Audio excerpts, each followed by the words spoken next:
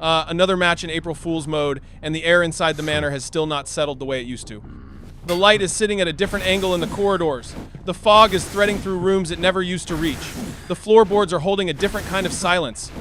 And the survivors loading in do not know yet that the version of this game they trained for is not the version they are about to play tonight. The body grows. Every strike that lands, every chair that fills, the body gets larger. It is not cosmetic. It is not subtle. It is weight. It is presence. A body physically claiming more of the map with every successful piece of work I have put into the match. And at peak size, the reach becomes unreasonable. A gap closes that should not have closed. A swing arrives from an angle they never prepared for. A chair breaks in seconds. The pressure is unrelenting, and the windows left for them to recover and simply close one after another.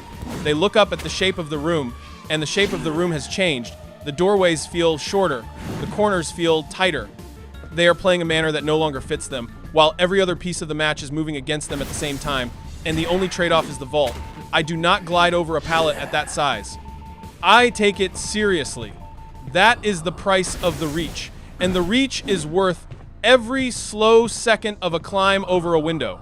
And somewhere inside the manor, a chest is sitting quiet, patient, full of teeth, waiting. When a survivor reaches into it, the mimic inside opens and takes a piece of them back for the house.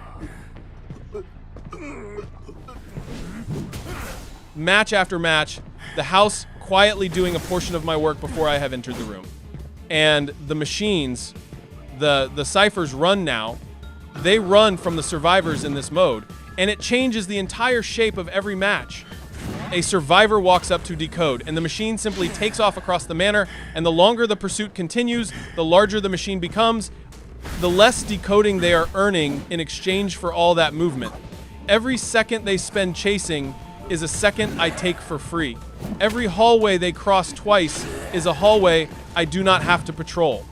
Every step spent on running hardware is a step that will never be spent on a generator that could have ended the match. The clock they thought they were holding is leaking quietly out of their hands and into mine, drop by drop, match after match, while they pretend they are still on schedule, and while I walk a patrol of my own choice through a house that has started working on my behalf without being asked, and the bodies across from me are refusing to hold a shape. They grow, they shrink, they pulse between forms, and every version of them is a different opponent with a different threat ceiling. In the small form, one of them slips through a pallet I had planned to strike them at, and the moment slips, and I adjust without complaining about it. In the large form, one of them drops a pallet on me, and the stun lasts longer than it should have been, and I absorb it, because the trade is worth what it pays. They are closer to me now, and closeness is the entire objective of the hunt.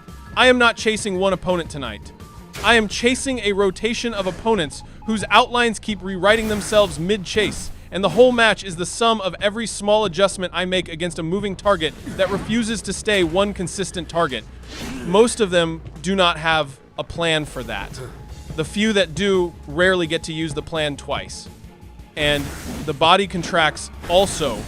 A swing lands on air, a chase slips, a survivor reads the timing and plays the correct pallet at the correct second, and I feel myself get smaller, the reach shortens. The obvious threat recedes. But the feet start moving differently, and the vault clears a pallet before they expect it to clear. And inside the exact same chase, the threat changes shape, entirely leaner now, quicker now, reading the same route from a different angle, arriving at a different point in the rotation than the survivor was expecting to find. The survivor turns a corner expecting one silhouette and finds another waiting in it, and that moment of confusion is not a moment I had to earn.